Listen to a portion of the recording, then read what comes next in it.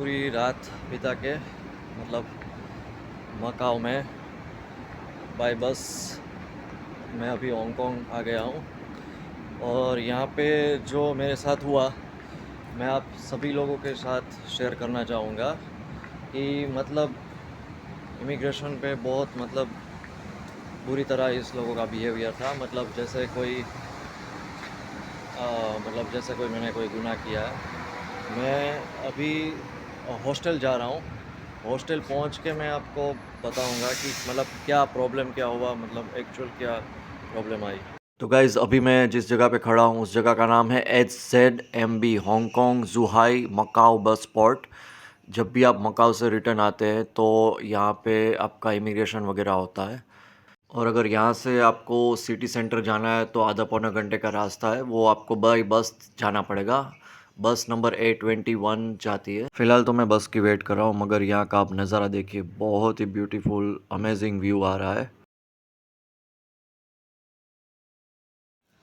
Hello friends, तो मैं जैसे कि मैंने पहले बताया कि मैं अपना एक्सपीरियंस शेयर करना चाहूँगा कि जैसे ही मैं मकाओ से आ रहा था वापस हांगकांग। तो मकाओ हांगकांग की बॉर्डर पे इमिग्रेशन क्लियर करते वक्त मुझे पूछा गया कि इमिग्रेशन पे आया तो इमिग्रेशन पे मुझे रोक लिया गया। और पहले तो ये पूछा गया कि भाई आपका जो भी आईडी देखा लो, जैसे ही आपका कोई फेस वेरीफाई हो, ये जैसे कि पासपोर्ट में कोई फ़ोटोज़ उसको पुरानी लगी होगी। तो मैंने सोचा कि ठीक है, मैंने अपनी एक आईडी जैसे कि पान कार्ड है वो मैंने दिखाया। तो उसने कहा ठीक है। फिर उसने मुझे 10 मिनट ऐसे ही खड़ा किया। और बाद में वो एक इमिग्रेशन ऑफिसर के पास ले गया। और वहाँ पे भी 10 मिनट बिठाया। और फिर उसने इंक्वायरी शुरू कर दी कि भाई आप हांगकांग में क्यों आए हो और कितने दिन ठहरोगे।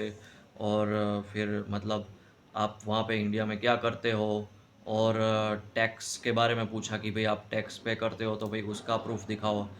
आपकी आपकी कोई आपका कोई बिज़नेस वगैरह है तो उसका प्रूफ दिखाओ, वहाँ की फ़ोटोज़ दिखाओ। ठीक है। तो वहाँ तक थोड़ा भी ठीक था कि भाई उसको लगा होगा। मैं एक्चुअली ऑलरेडी हांगकांग ठहरा था। ठीक है, वहाँ पे मेरा लगेज था।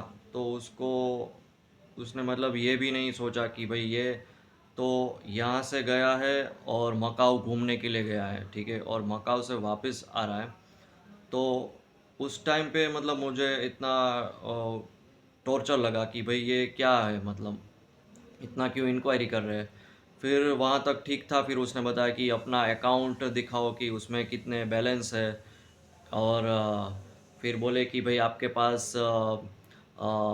पास यहाँ का सिम कार्ड क्यों नहीं है, आप यहाँ पे घूमने आए। मैंने बोला कि भाई मैं 4 डेज़ के लिए आया हूँ हांगकांग। तो फिर 4 डेज़ के लिए मैंने सिम कार्ड नहीं लिया है। ठीक है। तो फिर उसने कहा कि आपके पास कितने कैश है, तो मैंने कैश निकाल के दिखाए। तो वो भी एक ज़्यादा वो बात हो गई कि भाई ये क्या बात हो गई, मैं तो ऑलरेडी पहले हांगकांग ठहर गया हूँ और वहाँ से जा रहा हूँ। फिर उसने बताया कि भाई अपना अकाउंट में लॉगिन करके दिखाओ कि भाई उसमें कितना बैलेंस है। ठीक है। तो ये कुछ मुझे ज़्यादा लगा, तो मैंने सोचा कि आपके साथ ये एक्सपीरियंस शेयर कर लूँ। बाद में थोड़ा ये भी पता लगा कि यहाँ पे ऐसी पॉलिसी है कि कोई अगर यहाँ की गवर्नमेंट की पॉलिसी ये है कि अगर कोई 14 दिन से ज़्यादा रहता है, जैसे ही हांगकांग जैसे वीज़ा फ्री कंट्री है, तो अगर 14 डेज से कोई ज़्यादा ठहरता है तो वो क्लेम कर सकता है कि भाई रेफ्यूजी वीज़ा के लिए। ठीक है, तो असाइलम वीज़ा के लिए अप्लाई कर देता है और करते भी है। और मैं एक दो लोगों से यहाँ पे भी मिला कि जो कि इंडियंस थे, तो जो कि इंडिया में कुछ नहीं कर रहे थे, उसके पास जॉब नहीं थी इंडिया में। तो उसने ये पॉलिसी का बेनिफिट उठा के यहाँ पे हॉस्टल में ठहरे हुए थे। तो ये सारी चीज़ें जो लोग पास्ट में कर गए, जिसका जिसने इसका एडवांटेज उठाया ये गवर्नमेंट की पॉलिसी का हांगकांग की, तो वो लोगों की सज़ा हमें भी भुगतनी पड़ रही है आज। ठीक है। तो ये बहुत गलत चीज़ है, मगर ये इंक्वायरी कुछ ज़्यादा ही हो गई। फिर उसने कहा कि भाई आपकी होटल बुकिंग दिखाओ। हांगकांग से फिर बैंकॉक की फ़्लाइट टिकट दिखाओ, फिर बैंकॉक से भी अच्छा था कि मैंने इंडिया की रिटर्न जर्नी भी बुक कर दी थी। तो आप जब भी जाओ तो मेक श्योर कि आपकी India return journey onwards to India book है, otherwise you will get in trouble very much. तो ये था मेरा एक्सपीरियंस, ठीक है। तो मैंने सोचा आपके साथ शेयर कर लूँ। और ये आजकल ये ज़्यादा भी हो गया, मैंने ये भी सुना है बहुत सारे इंडियंस से कि भाई हांगकांग की जो गवर्नमेंट है वो ज़्यादा स्ट्रिक्ट तो हो गई है, मगर उसका इंडियंस के साथ बिहेवियर कुछ ज़्यादा ही गलत हो गया है।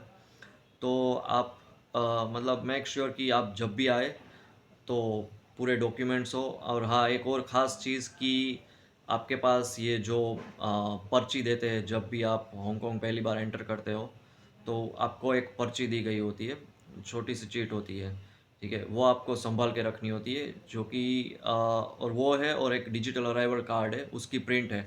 वो आप मेक श्योर कि जैसे ही मकाओ जाओ या फिर यहाँ से यहाँ पे एंट्री करते हो तो और एग्ज़िट करते हो, उस वक्त भी आपके साथ आपके पास ही वो होनी चाहिए, वरना बहुत बड़ी दिक्कत आ सकती है। आपको वापस जाने में भी शायद प्रॉब्लम हो और ना हो, इसलिए ये मैं आपको ये इन्फॉर्मेशन दे रहा हूँ, ठीक है।